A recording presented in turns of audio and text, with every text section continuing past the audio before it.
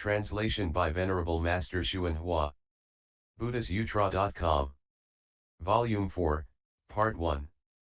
Then Purnamaitreyaniputra, Purna, arose from his seat in the midst of the great assembly, uncovered his right shoulder, knelt on his right knee, put his palms together respectfully, and said to the Buddha, the most virtuous and awe-inspiring world-honored one has for the sake of beings expounded the primary truth of the thus come one with remarkable eloquence.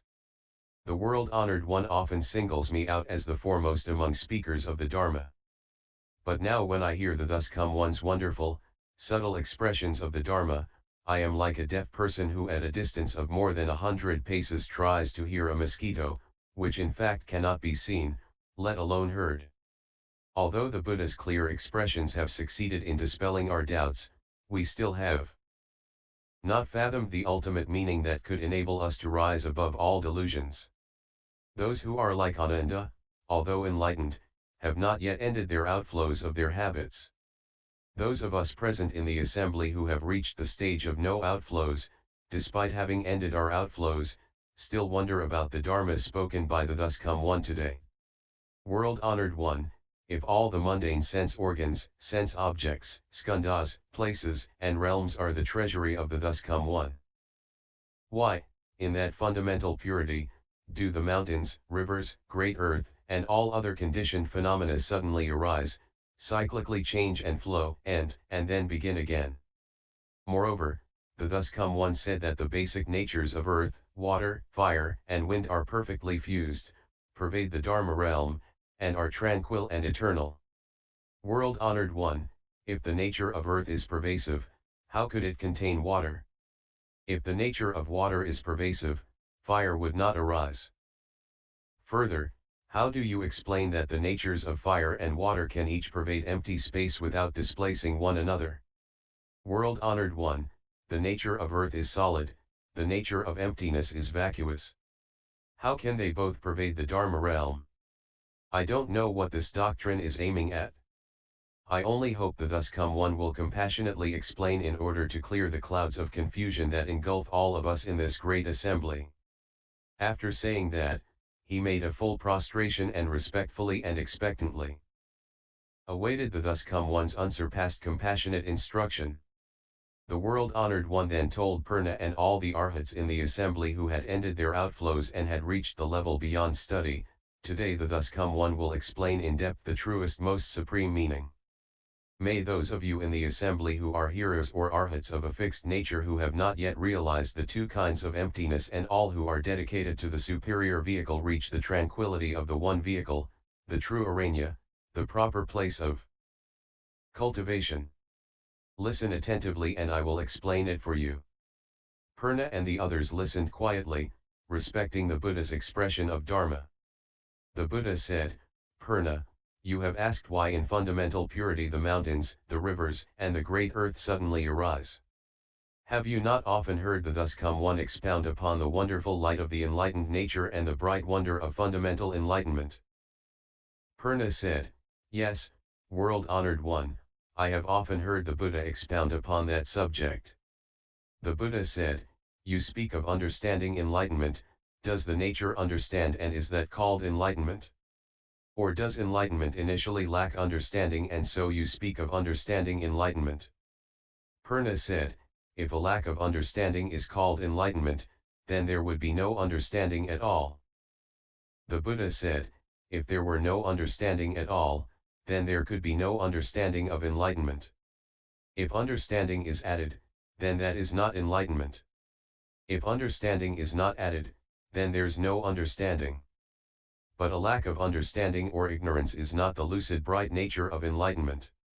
The nature of enlightenment certainly includes understanding. It's redundant to speak of understanding enlightenment. Enlightenment is not a kind of understanding. Understanding sets up an objective realm. Once that objective realm is set up, your false subjective state arises. Where there was neither sameness nor difference, suddenly difference appears. What differs from that difference becomes sameness. Once sameness and difference mutually arise, and due to them, what is neither the same nor different is created.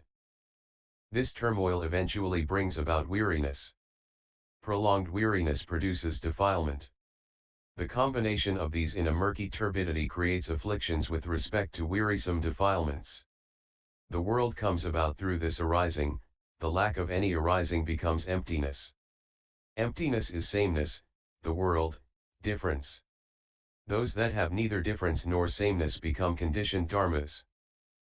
The understanding added to enlightenment creates a light that stands in mutual opposition with the darkness of emptiness.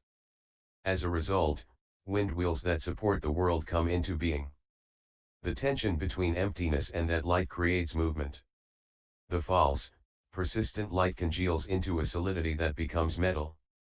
A lack of enlightenment nurtures that persistence and causes metal wheels to secure all lands. That tenacious unenlightened state creates metal, while the fluctuations of light cause the wind to rise. The friction between wind and metal creates fire, which is mutable in nature. Metal produces moisture, which causes flame to rise from the fire. Thus the will of water that encompasses all realms in the 10 directions comes about. Fire rises and water falls, and the combination becomes tenacious. What is wet becomes the oceans and seas, what is dry becomes the continents and islands. Because of this, fire often rises up in the oceans, and on the continents the streams and rivers ever flow. When the power of water is less than that of fire, high mountains result. That is why mountain rocks give off sparks when struck, and become liquid when melted. When the power of earth is less than that of water, the outcome is grasses and trees. That is why the vegetation in groves and marshes turns to ashes when burned and oozes water when twisted. The interaction of that false dichotomy in turn creates these elements as seeds, and from these causes and conditions comes the continuity of the world. Moreover, Purna, the false understanding, is none other than the mistake of adding understanding to enlightenment. After the falseness of the objective realm is established, the subjective understanding cannot transcend it. Due to that, hearing does not go beyond sound, and seeing does not surpass form. Forms, smells, tastes, objects of touch and the others of the 6 falsenesses are realized. Because of them there is a division into seeing, sensation, hearing, and knowing. Similar karma binds beings together, union and separation bring about their transformations. The manifestation of light is caused by false view and ignorance. Competitive views generate hatred, compatible views create love. The flow of love becomes a seed, the potential fetus is taken in and conception occurs. When intercourse takes place, beings with similar karma are drawn in. From these causes and conditions, the Kalaka, Arbuddha, and other fetal stages evolve. The womb-born, egg-born, moisture-born, and transformation-born beings come about in response.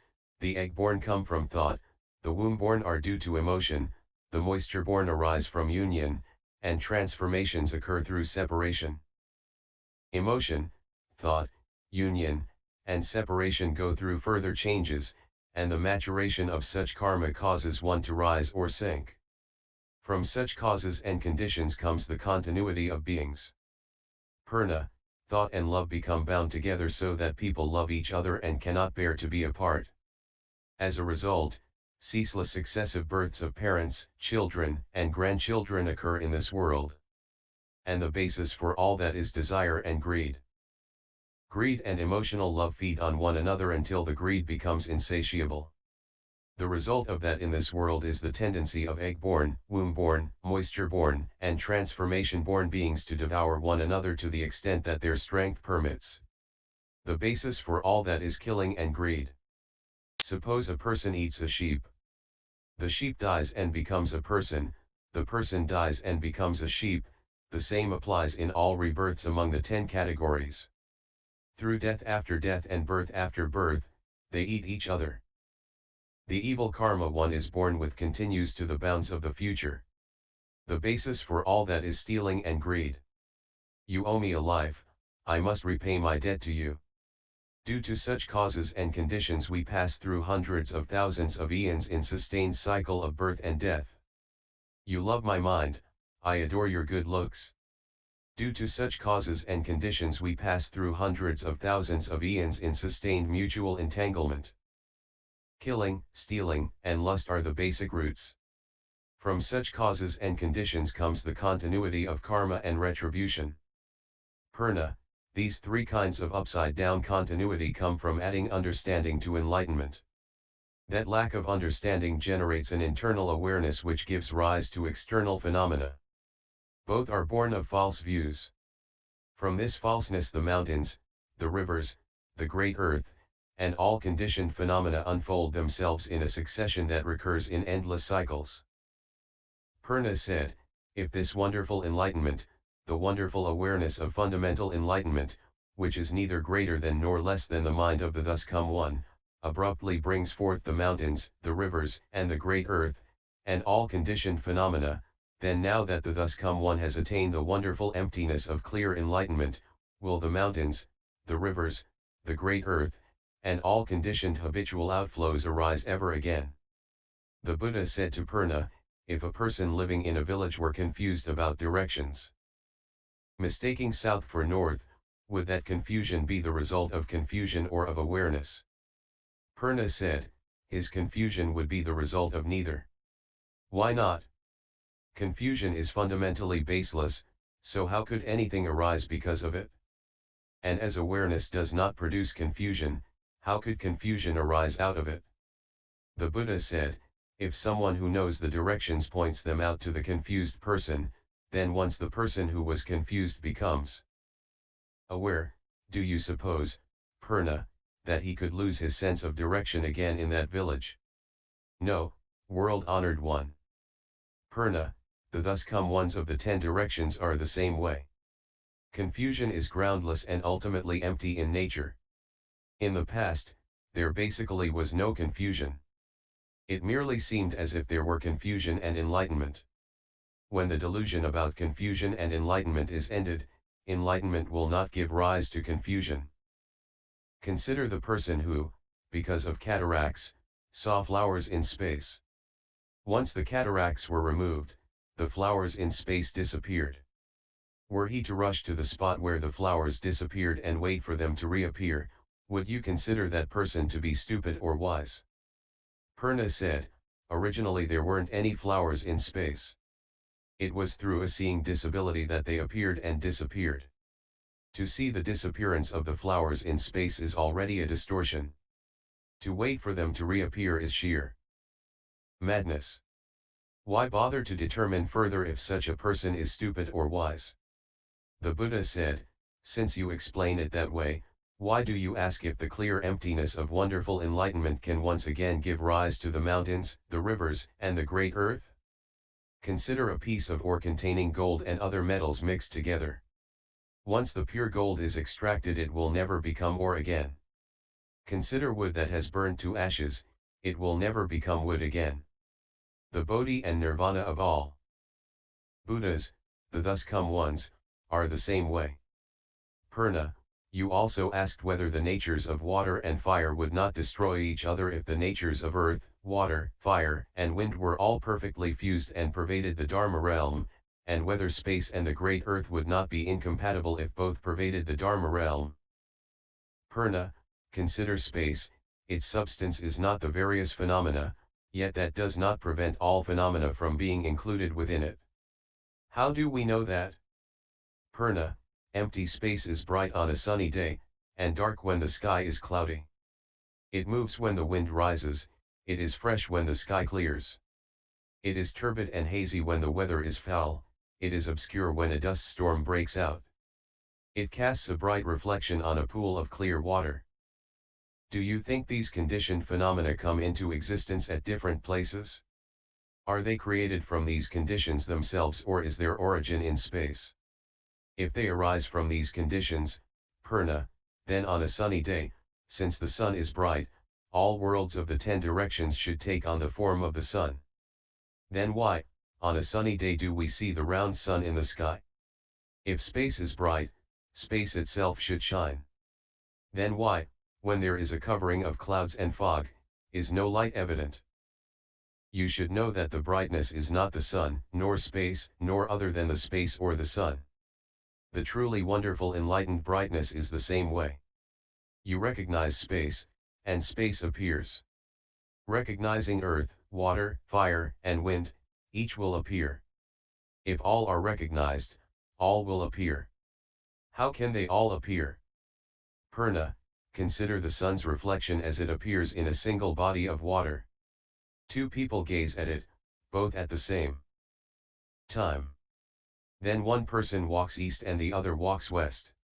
Each person, still looking at the water, will see a sun go along with him, one to the east, one to the west, while there seems to be no fixed direction for the movement of the sun's reflection.